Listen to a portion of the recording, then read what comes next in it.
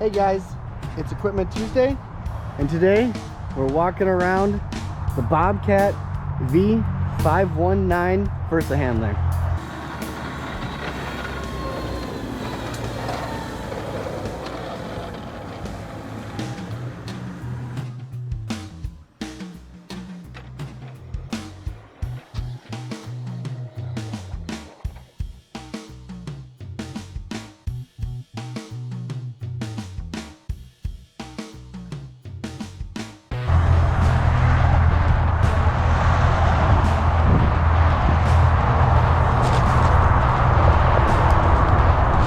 So as you can see, we got a Case 221F sitting right next to it here, so you can kind of get a judgment of the size. Obviously it's not as tall, but has kind of the same footprint. I'm gonna jump inside.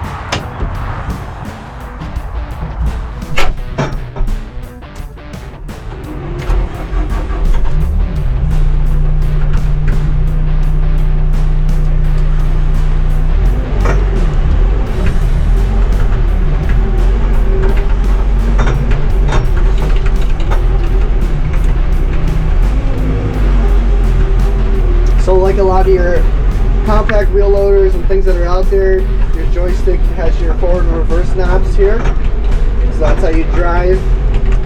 Inside the cab here you have all your functions, you know, which way your tires are going to steer. The cool thing about the all-wheel steer and all the steering functions within a Versahandler, telehandler, is you can actually move directly vertical or at a slant.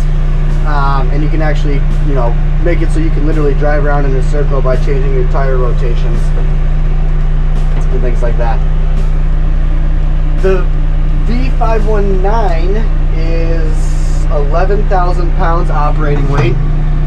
So in terms of compact wheel loader, that'd be the same as what, a 908, 324, a 321F from Case. So that would be your kind of comparison in terms. This is also 74 horse, so that it also matches the horsepower for those compact wheel loaders. Obviously, it has a skid plate on the front. It does have hydraulic flow. The flow rate on this is 21 gallons per minute. She will lift a height of 19 feet and can carry up to 5,000 pounds at that 19 feet.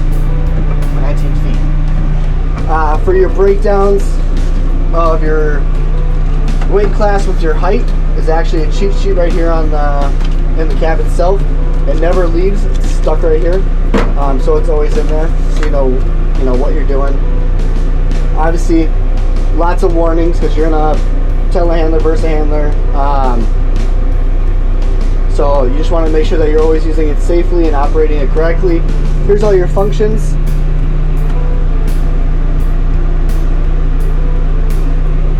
To, you know, what obviously everything does here, there. Here's your hydraulic flow. So we've actually hooked up the Bobcat SB200 to this, and you can actually control it from right here, lock it on, and start at a snow pile really high, and chip at it from the top, making your way down, which is a neat function. The thing I hate the most about this unit is actually out here. There's actually two things. So it's awesome that it has a skid plate, but I hate that it has manual hookups. These C's get busted. These are terrible. As you can see, if this was tilted all the way back, which it's not right now, you wouldn't even be able to secure your item on it because it actually would hit the side here. So that's the biggest downside when we talk to our Bobcat dealer when we bought these, that, can you get them suited up with automatic, like all the skid steers and everything? And they said for safety reasons that is not an option. And maybe that's changed, maybe that is not the case now, I don't know. But when we bought these, we have two of them in our fleet, used for snow removal and stacking in pallet forks, or pallet racking, that they only came with the manual option. So actually inside the cab we have a metal pole to give you the leverage to drop these things down to lock them into place. Second thing, the key for the engine compartment is different than the door compartment. So if you lock the engine compartment and you send a different operator that has a key for the front door and the thing doesn't start, you have to send down a second guy with the right key for the engine compartment. So first thing I would do is actually get them keyed the same, whether you go door to engine, engine to door, whatever you want, but just get them keyed the same so you only have one key, and then obviously whoever your operators are, whoever your guys are, they're all just getting one key, because it's a pain can around 2 keys for one machine. The all-wheel steer and all-wheel drive gives you amazing traction. We've actually had, you know, this thing side by side with 908s pushing, and this thing actually will outpush them. Like I said earlier, the same, you know, operating weight, same horsepower, but that all-wheel drive, that all-wheel steer just makes it so you never lose traction, which obviously in snow is a big thing. We did not get them with snow tires, and I don't ever see these tires wearing down, so I don't ever see the need to actually swap them out for snow tires.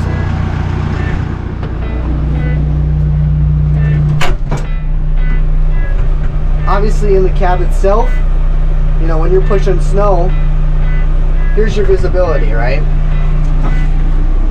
So as you can see on the left hand side, you know, you have amazing visibility. You can see everything. So when doing snow removal, when we're talking to guys, we tell them, do all your detail work with your left hand side, because you'll be able to see where the pusher edge is, and you can detail that way by seeing everything.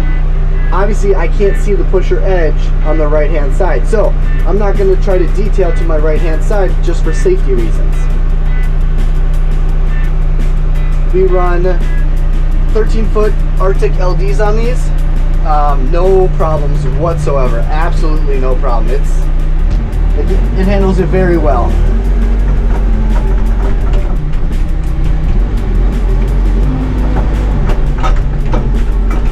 Just to show you what I mean,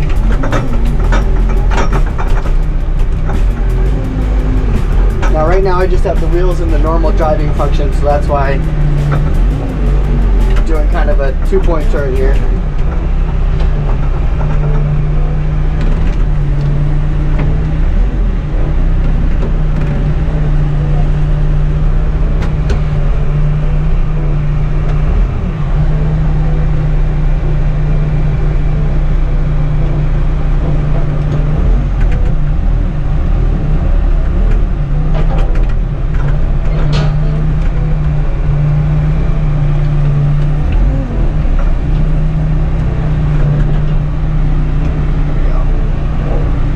So again, another reason why it sucks, the pins drop because you keep them lubed. So when you're putting on attachments, you know, it slides up and down, which then prevents you from putting on attachments in one go.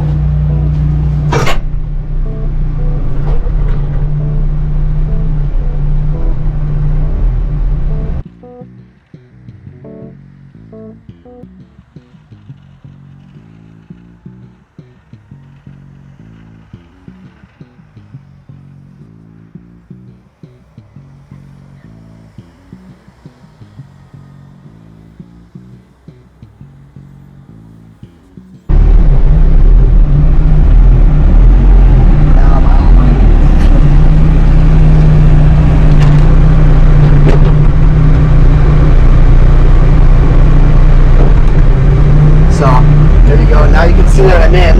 So right, if I'm pushing snow, as you can see, I can't see anything on the right hand side. Now granted, this is an 8-foot Arctic, so it's not even a 10-footer, but I can't see anything on that right hand side. I mean, you would really have to look up and over and down to see that side when pushing. But over here, even with an 8-footer, I can see that plow edge.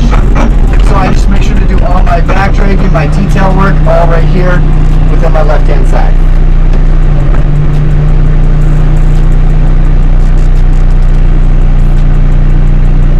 Obviously for stacking snow piles, it does a killer job.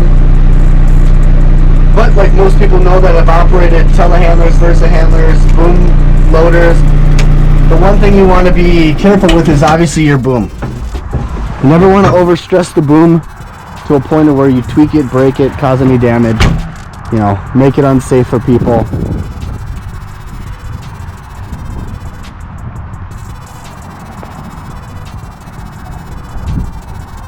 So with its reach capacity of 20 feet, we actually have pallet racking all inside the shop there, and we use this to get up high. So for us, this is a forklift that we also use in the winter season. We picked up our first one, I think in 2017, and the price was just right. I want to say it was like $68,000. You know, compared to a compact loader being in the 80s.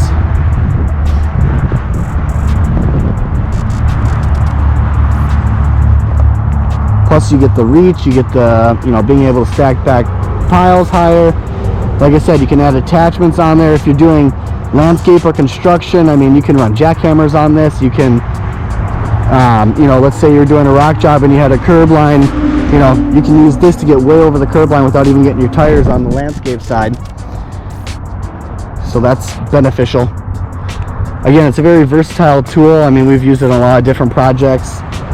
Retaining wall rebuilds, concrete demolition, snow removal, landscaping, you name it, this thing has ventured out to all of them.